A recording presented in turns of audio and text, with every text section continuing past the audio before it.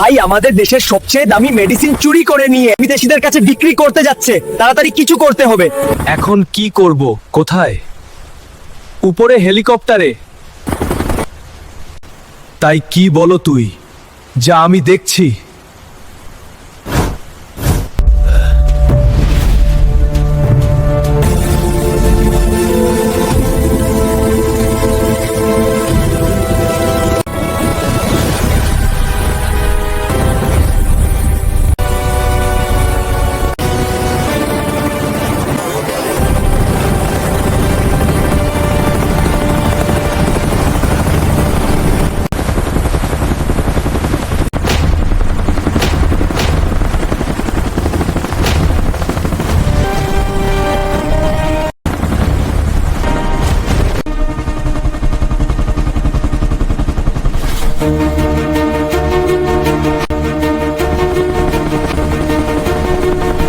আমি থাকতে আমার দেশের কখনো ক্ষতি হতে দেব না।